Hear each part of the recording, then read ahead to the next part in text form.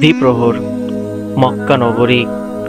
লোকটির পরনে বেশভূষা বেশ অদ্ভুত ধরনের, গায়ে লম্বা আলখাল্লা, বহু ব্যবহারে মলিন হয়ে গেছে। মাথায় একটা সাদা রুমাল জড়ানো, সেটাও বেশ পুরনো। গলার দুই পাশ দিয়ে নেমে এসেছে একটি উত্তরীয়, সেটা রং খানিকটা তামাটে। লোকটি বয়স্ক, চেহারায় রাজ্যের বলিরেখার ছাপ। তবে বিশেষভাবে লক্ষণীয় তার চোখ দুটো, অস্বাভাবিক রকমের চকচক করছে চোখ জোড়া। বৃদ্ধ লোকটি হাঁটছেন একটি লাঠি হাতে। যদিও তাকে দেখে বোঝা যাচ্ছে তিনি লাঠি ছাড়াও হাঁটতে পারেন, তবুও তিনি লাঠিটা ডান হাতে ধরে হেঁটে যাচ্ছেন মক্কার পথ ধরে। লোকটি সম্ভবত ইহুদি। ধর্মপ্রাণ বয়স্ক ইহুদিরা এই ধরনের লাঠি হাতে চলাফেরা করেন। লাঠি তাদের ধর্মের অন্যতম নিদর্শন। তাদের নবী মুসা আলাইহিমুসসালাম যষ্টির সঙ্গে সামঞ্জস্য রাখতে তারা এমন লাঠি ব্যবহার করেন। লোকটি মাথা নিচু করে হাঁটছেন। হাঁটার সময় এদিক সেদিক খুব একটা তাকাচ্ছিলেন না। তার বেশভূষা আর চালচলন দেখে বোঝা যাচ্ছে তিনি কোনো ব্যবসায়ী নন।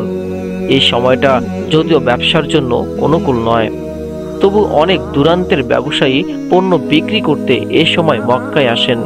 তাছাড়া এখন হজের মৌসুমও নয়। হজের মৌসুমে দারুণ বাজার বসে কাবার আশপাশটায়। পুরো মক্কা তখন সরব হয়ে ওঠে তীর্থযাত্রী আর ব্যবসায়ীদের আনাগোনায়। মক্কায় এখন ছোটখাটো একটা অর্চনার সময়। এই অর্চনা শুধু নারীদের জন্য। বিশেষ এই সময়টায় নারীরা তাওয়াফ করে কাবা ঘরে। অনেক সময় দেখা যায় কোনো কোনো কুসংস্কারাচ্ছন্ন বেদুইন গোত্রের মেয়েরা নগ্ন হয়ে তাওয়াফ করে প্রতিমা সজ্জিত কাবা।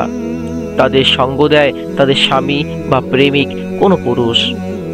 কাবায় সজ্জিত দেবতাদের মনোতুষ্টির জন্য নগ্নতা তাদের কাছে এক ধরনের উপাসনা। তবে আজকের দ্বিপ্রহরে তেমন কোনো বেদুইন মেয়েদের আনাগোনা নেই কাবা চত্বরে। মক্কার একদল নারী তাওয়াফ করছে কাবা ঘর। তাদের মধ্যে পূর্ণ বয়স্কা নারীরা যেমন রয়েছে, তেমনই রয়েছে কিশোরী ও অনূঢ়া তরুণীরাও। কাবা ঘরে স্থাপিত লাত, মানাত, উজ্জা, হবল দেবতার নামে তারা গীত গেয়ে নিজেদের সমর্পিত হৃদয়ের ভালোবাসা জানাচ্ছে।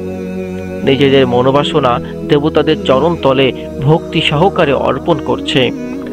তাদের মুখে গীত, চোখ অশ্রু সজল, হৃদয় বিগলিত। ঠিক এই সময় বৃদ্ধ লোকটি এলেন কাবা চত্বরে।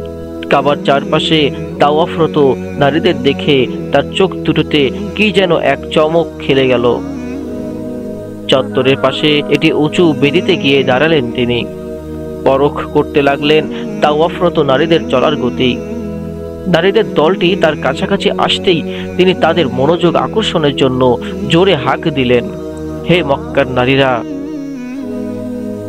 নারীদের দলটি বৃদ্ধের বাজখাই আহ্বানে সচকিত হলো। তাওয়াফের সময় সাধারণত এভাবে কেউ কাউকে আহ্বান করে না। তারা তাওয়াফ থামিয়ে বৃদ্ধ লোকটির দিকে তাকালো। কে এই লোক? তাকে তো মক্কার লোক বলে মনে হচ্ছে না। কেউ তাকে কখনো দেখেছে বলেও মনে করতে পারছে না। একজন বৃদ্ধ আগন্তুক কি বলতে চান মক্কার নারীদের? নারীদের দলটিকে সচকিত হতে দেখে বৃদ্ধ বলতে শুরু করলেন, আমি তোমাদের এক সুসংবাদ দিচ্ছি, শুনে রাখো। নিঃসন্দেহে তোমাদের এই মক্কা নগরীতে একজন নবী আবির্ভূত হবেন। তার নাম হবে আহমদ। তোমাদের মধ্যে যার সৌভাগ্য হয়, দ্বিধাহীন চিত্তে সেই নবীর স্ত্রী হয়ে যেও। মক্কার নারী দলটি দারুণ বিরক্ত হলো বৃদ্ধের এমন কথায়। বলা নেই কওয়া নেই, কোথা থেকে এক উড়নচণ্ডী বুড়ো এসে বলে গেল এই নগরীতে নবী আসবেন। মক্কার নারীরা যেন তার স্ত্রী হওয়ার সৌভাগ্য লাভে ধন্য হয়। কি সব আবোল তাবোল কথাবার্তা! আমরা আমাদের দেবতাদের ভালোবাসি, তাদের সম্মান করি, তাদের উপাসনা করি। আমরা কেন আমাদের দেবতাদের ছেড়ে কোনো নবীর কথা শুনতে যাব? কে এই বৃদ্ধ? মাতাল নাকি বিকারগ্রস্ত কোনো লোক? তাওয়াফের মাঝে এসে এমন উদ্ভট কথা বলার সাহস সে পেল কোথায়? কেউ কেউ পায়ের কাছ থেকে কয়েকটি নুড়ি উঠিয়ে ছুঁড়ে মারল বৃদ্ধের দিকে। মুখে গালমন্দের তুবড়ি ছুটিয়ে তেড়ে এলো কয়েকজন। কেউ কেউ আঁচলের তল থেকে বের করলো ধারালো খঞ্জর। দেব নাকি লোকটিকে এফোর ওফোর করে। নারীদের এমন রুদ্রমূর্তি দেখে বৃদ্ধ লোকটি সেখানে আর বেশিক্ষণ রইলেন না। কোন রকম দৌড়ে নিজের প্রাণ বাঁচিয়ে চলে গেলেন ফেলে আসা পথে। কেন লোকটি এ কথাগুলো বলতে গেলেন মক্কার নারীদের, যারা ধর্মের নামে পূজা করে শত দেবদেবীর, যারা কাবার সামনে উলঙ্গ হয়ে উপাসনা করে মানাতের, যারা হবলের নামে বলি দেয় পশু, যারা এক ঈশ্বরের পরিবর্তে কাবা চত্বরে বসিয়েছে ৩৬০টি দেবমূর্তি। আগন্তুক বৃদ্ধ কেন এই অন্ধকারাচ্ছন্ন নগরীর নারীদের শোনাতে গেলেন এক অনাগত নবী আগমনের ভবিষ্যৎবাণী? তমসার এই ঘোর আধারে কোনো নারী কি কামনা করে এক বিন্দু ঐশ্বরিক আলোক বিভার? তাদের মধ্যে কেউ কি আছে যে আল্লাহর পক্ষ থেকে প্রেরিত কোনো এক নবীর আগমনের অপেক্ষমান? কাবার পাশে একটি বাড়ির ছায়া বসেছিলেন এক নারী, দীর্ঘকায়, উজ্জ্বল মুখাবয়ব, রক্তিম অধর, চেহারায় আভিজাত্যের ছাপ। বয়স ৩০-এর কোঠায়, যৌবনের লালিমা এখনো ঢাকা পড়েনি তার বয়স ও আভিজাত্যের আড়ালে। এ নারীর নাম খাদিজা, খাদিজা বিনতে খুয়াইলিদ। মক্কার লোকেরা তাকে তাহিরা নামে ডাকে, কারণ তার চরিত্র যেমন নিষ্কলুষ তেমনি পবিত্র তার জীবন আলেখ্য। তিনি কখনো মূর্তি পূজা করেন না। কাবার তাওয়াফে কখনো এলে কেবল অদৃশ্য একক সত্তার আরাধনা করেন। আজও তিনি অন্য নারীদের সঙ্গে তাওয়াফে অংশ নেননি। তার কয়েকজন স্বজন বান্ধবী উপাসনায় মগ্ন, তিনি তাদের অপেক্ষায় বসেছিলেন কাবার পাশে।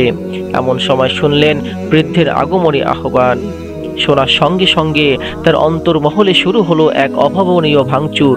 একজন নবী আসবেন এই মক্কা নগরীতে, তার বধূ হবেন এই নগরীর কোনো এক নারী। কে হবেন সেই সৌভাগ্যবতী? বৃদ্ধের কথায় অন্য নারীরা হাসাহাসি করলেও খাদিজা হাসতে পারলেন না। তার ভেতরে তৈরি হতে লাগলো এক তীব্র হাহাকার, যে হাহাকার আজ থেকে বহুদিন আগে তৈরি হয়েছিল তার চাচাতো বোন উম্মে কিতালের হৃদয় অন্তরপুরে। একজন নবীর আগমনের অপেক্ষায় ছিলেন তিনিও, কিন্তু ভাগ্য তার সহায় হয়নি। এবার তার ভাগ্যে কি হবে সে নবীর চরণতলে এক বিন্দু ভালোবাসার নজরানা পেশ করার। খাদিজার হৃদয় ব্যথায় কুঁকড়ে গেল। নবীর সহধর্মিণী না হোক, অন্তত জীবন দশায় কি তিনি একবার দেখতে পারবেন ঐশী বিভায় আলোকিত সেই চন্দ্র মহিম মুখাবয়ব? চাচাতো ভাই ওয়ারাকার মুখে যেদিন প্রথম শুনেছেন শেষ নবী আগমনের সুসংবাদ, অত্যাসন্ন তার মহাকাল, সেদিন থেকে হৃদয়ের ছোট্ট মণি কোঠায় সেই নবীর জন্য সাজিয়ে রেখেছেন ভালোবাসার ফুলের বাগিচা। নবী কি কখনো হাঁটবেন সে বাগিচার ফুল মারিয়ে? খাদিজা আর কিছু ভাবতে পারলেন না। কাবার পাশ থেকে উঠে গেলেন, একা একা হাঁটতে লাগলেন ওয়ারাকা ইবনে নওফেলের বাড়ির দিকে।